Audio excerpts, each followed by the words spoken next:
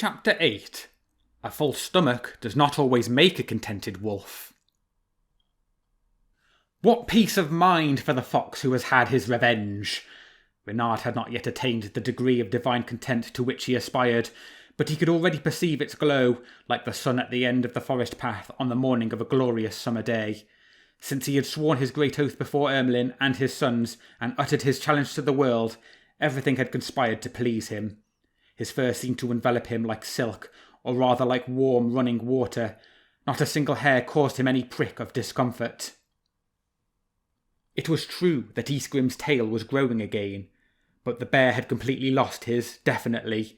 From now on, for Reynard and everyone else, he was no longer Bruin the bear, but the bear without a tail.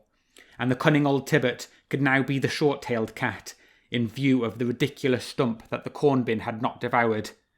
Many times during the day, Reynard laughed to himself at memories that suddenly came back to him. Julia paddling about and spitting out water. Tibbet purring away while his long jointed tail swayed right and left, curling and uncurling.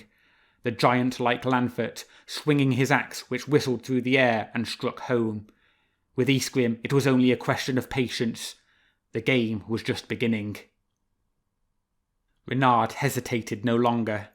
On the evening of the following day he went straight to Gallerand, beneath the twisted little oak trees, and, his heart beating a little faster, he found the courage to call out. "Isgrim! Isgrim!" "Who's there?" said a voice from the depths of the bramble thicket. "It's I, Reynard, your nephew." The brambles crackled and the wolf stood before him. As enormous as ever, his paws muscular and sharp-clawed, his mouth dribbling, his breath fetid. Reynard saw at once that Tibbet had told the truth. The wolf's tail was beating against the undergrowth, still half unclad, but muscular. "So it's you, you wicked little dwarf," said the wolf. A somewhat tense silence fell between them, and Reynard was crafty enough to realise that if prolonged it could be dangerous. He therefore decided to be bold and, assuming an apparently contrite expression, he said, "Oh dear, I can see clearly, Uncle, that Tibbet must have been this way." "That is so," growled Isgrim. "This morning, I'll wager. At dawn?" "That is so," the wolf growled again. "And what did he tell you, Uncle?" "That you were sorry to learn that my tail had grown again. My tail, my wolf tail, my grey plume with its long waving hair." "The traitor," muttered Reynard, as though he were talking to himself. "What are you mumbling?" snarled Isgrim. "I said the traitor, my dear uncle, for I suspect that this cat has told you preposterous, flattering and evil things, all calculated to do me harm in your heart, although I've always loved you." Isgrim uttered a grating laugh, which was a shout and a howl all at once, and Reynard felt a shiver down his spine. "I've always loved you," he repeated, nevertheless, almost licking the dead leaves and crawling at Isgrim's feet. "I feel that I can hear him, that cat of evil lineage, hostile to my blood and yours. Did he not tell you?" Reynard looked slightly sideways, saw that interest had extinguished anger in Isgrim's yellow eyes, and from that moment he knew that he was winning. He went on, therefore, imitating Tibbet's expressions, and gradually becoming excited. "Did he not tell you that on a certain night I had once more played a horrible trick on you? The pond, your tail in the ice, the Vavasor Robert's dogs? Oh, yes, he told you that. Does he really believe you're so stupid, Uncle? Is that what he thinks of you?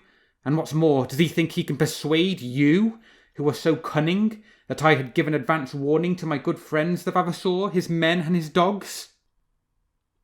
He wiped away a tear which happened very appropriately to roll down his nose. "Oh, Uncle, are you so ungrateful? No, I should be too upset. Didn't I help you, up to the very last moment, on the white snow and ice, at the risk of my life? Didn't I purposely make my footprints run quite straight, and without doubling back in the virgin snow, in the hope of leading Spilo and Malkin astray? Didn't I?" Another voice interrupted him, also coming from the thickly tangled brambles. "He's telling the truth, my lord. He's telling the truth." Reynard caught a fleeting glimpse through the leaves of the grey silhouette of Lady Ursa. Isgrim touched his shoulder and pushed him towards the path. And as they walked, he spoke. "Clever," he said. "You're the clever one. But, you see, I'm not as stupid as the treacherous Tibbet thought. The proof is that we are here together. In any case, listen to me carefully, Reynard. Let us make a pact together. I am strong, feared and brave. We know about you.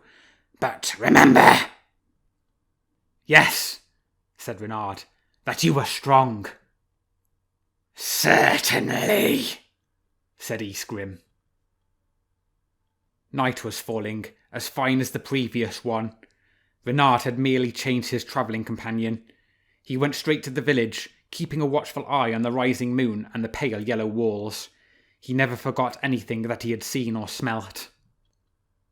Again, as on the previous day, he resisted the smell of manure and warm feathers from the hen-house.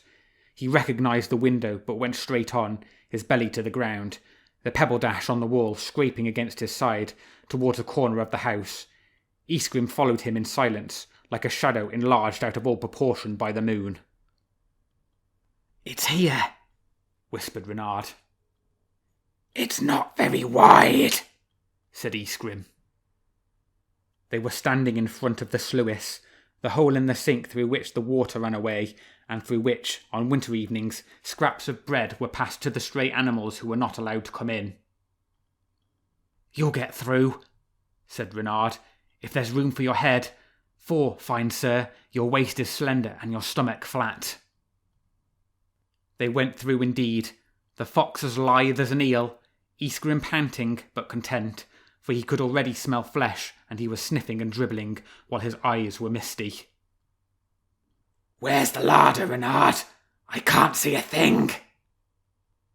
3 steps, said Reynard. "I'm touching the salting dish.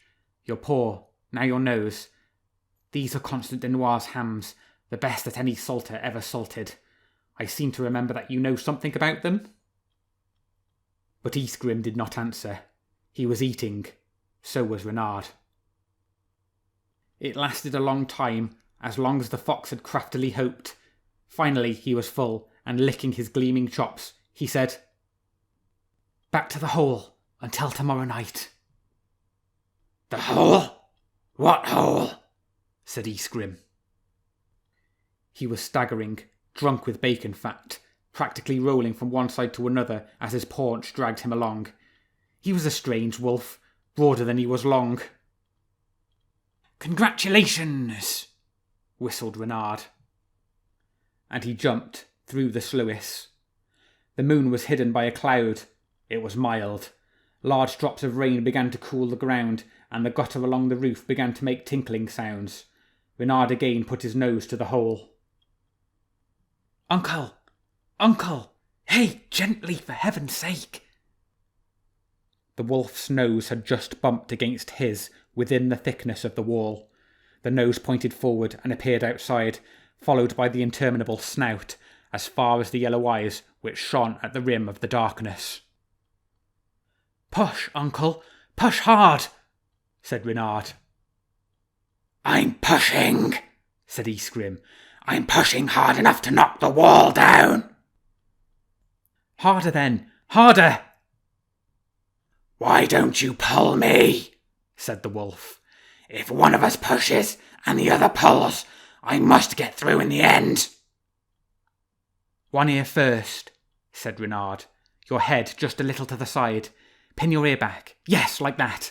Hurrah, it's coming. I can see it. I can see it. Don't make a sound, for heaven's sake."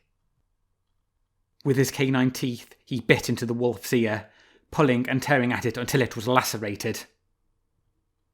"Is that better, uncle?" "Pull," said the wolf. "I can hear sounds in the house. Pull, Reynard. Dear Reynard, loyal, devoted Reynard. Wait, said Reynard. I'll come back. You'll get through with a little help. He rushed towards a stump of willow that he had seen at the corner of the garth, tore out a long flexible shoot and rushed back to the sluice. He no longer leapt, but danced. Isgrim's other ear had come through the gap. The willow wand hissed, encircling the skin of his neck behind his ears, and pushed it in ridges towards his forehead. Push, said Reynard. I'm pulling. Let's do it together. Supporting himself with his feet against the wall, he pulled and pulled with all his strength, and then he pulled and pulled again. The wolf whimpered. The willow stretched and cracked, giving way with sharp jerks. Was it the willow, or Isgrim's skin, or his bones? The wolf was bleeding, and his skin was already red. I'm devoted to you, cried Reynard none the less. Devoted to the very skin of your neck, to your withers, to your very backbone. Be brave, it's coming. Devoted to your stomach, my dear uncle, for your stomach will pass through, I swear it, even if it has to pass wind first. Ow, said the wolf. I can't stand it any more. Forgive me, Reynard, and make your escape. They're coming. They're here. I'll face up to them. I'll take care of them, Reynard. We'll meet at Gallerand or Malpass, wherever we can, but get away now. And thank you, Reynard.